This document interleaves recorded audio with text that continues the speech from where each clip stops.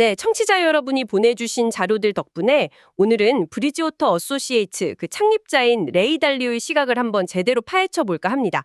지금 시장을 어떻게 보고 있는지 또 어떤 투자를 생각하는지 그 핵심을 좀 짚어보죠. 네. 달리오 분석에서 제일 중요한 건 역시 그 빅사이클 개념인데요. 특히 지금 미국 상황, 그 부채 문제나 사회 갈등 같은 걸 보면서 이게 1930년대 대공황 때랑 비슷하다. 중대한 전환점이다. 이렇게 경고하고 있거든요. 아, 1930년대요? 그 정도로 심각하게 본다는 거군요. 네.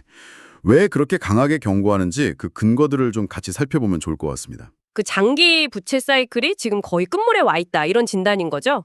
부채 문제뿐만 아니라 뭐 정치적인 양극화나 미중 갈등 같은 국제 질서 변화, 또 AI 같은 신기술 등장 이런 게 다 엮여서 1930년대처럼 불안정하다는 거잖아요. 맞습니다.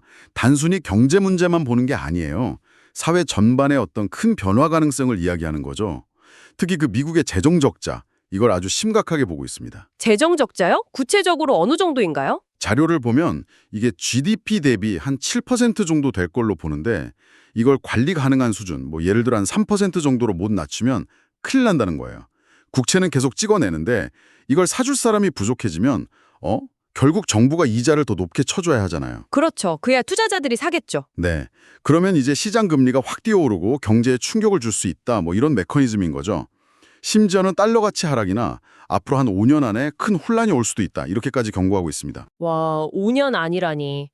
근데 겉으로 보기엔 뭐 그냥 평온해 보일 때 오히려 위험이 쌓인다는 지적도 있네요. 네, 그거 흥미로운 지점이죠. 약간 폭풍전 고요 같다고 할까요? 지금 괜찮다고 안심하면 안 된다는 경고예요. 역사적으로 보면 부채 위기는 항상 자신감이 막 최고조일 때 터졌다는 점을 계속 상기시키는 겁니다. 듣고 보니 그러네요. 네, 지금 상황이 어쩌면 그때랑 비슷할 수 있다 이런 거죠. 그래서 브리지워터는 이런 분석을 가지고 실제로 포트폴리오에도 꽤 큰 변화를 줬습니다. 포트폴리오 변화요. 구체적으로 어떤 건가요? 자료 보니까 중국 기술주 비중은 확 줄였던데요. 알리바바나 바이두 같은 거요? 네, 맞아요. 지정학적 리스크나 뭐 규제 불확실성 이런 것들 때문에 중국 기술주는 비중을 대폭 축소했고요. 그 대신에 AI 분야에 대한 확신은 뭐랄까 더 강해진 것 같아요. AI요?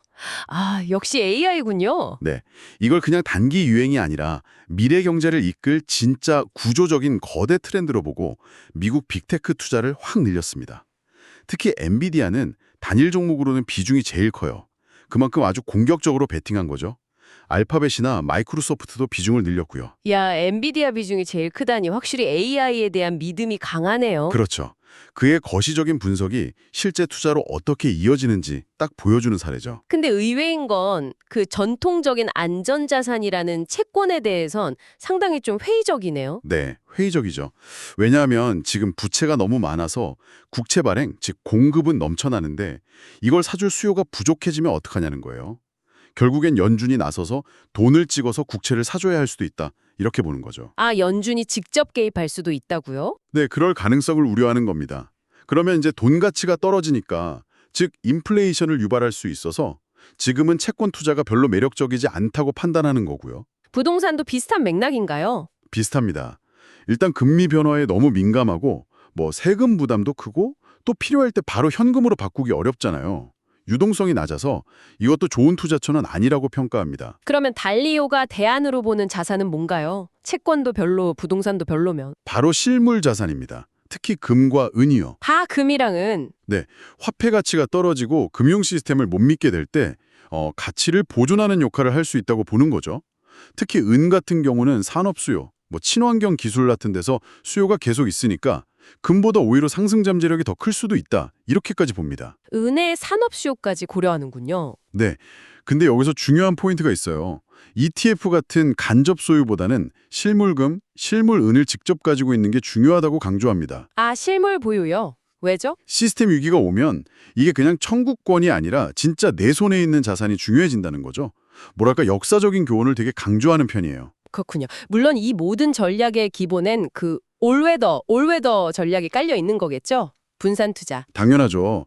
어떤 특정 시나리오 하나에 모든 걸 거는 게 아니라 뭐 경제가 성장하든 침체하든 인플레이션이 오든 디플레이션이 오든 다양한 환경에서 포트폴리오가 안정적으로 버틸 수 있게 여러 자산에 나눠 투자하는 게 핵심 원칙입니다. 네, 그래서 뭐 미중 갈등 속에서 약간 중립적인 위치에 있는 인도나 아세안 같은 신흥시장에도 일부 관심을 두는 거고요. 맞습니다. 정리하자면 레이덜리오는 지금을 부채 사이클의 전환기, 그러니까 위험도 크지만 기회도 있는 아주 중요한 시기로 보고 있는 거예요.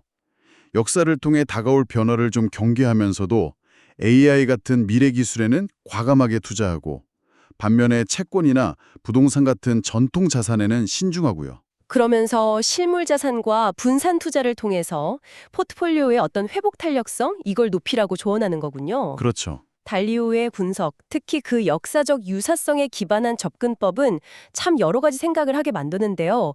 근데 마지막으로 청취자 여러분께 이런 질문을 한번 던져보고 싶습니다. 네. 달리오는 1930년대와의 유사성을 많이 이야기하지만 지금 우리가 겪고 있는 AI 혁명의 속도나 파급력, 이건 뭐 과거에 없던 수준이잖아요. 그리고 이 전례 없는 규모의 글로벌 부채 문제나 또 복잡하게 얽힌 지정학적 갈등 같은 것들은 과거 어떤 사례와도 완전히 똑같지는 않을 겁니다. 그렇죠. 분명 다른 점들이 있죠. 네.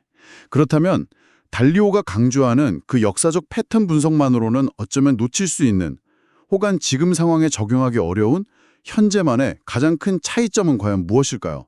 바로 이 차이점을 고민해보는 것이야말로 여러분이 앞으로 시장을 전망하고 또 대비하는 데 있어서 정말 중요한 열쇠가 될 수 있을 겁니다.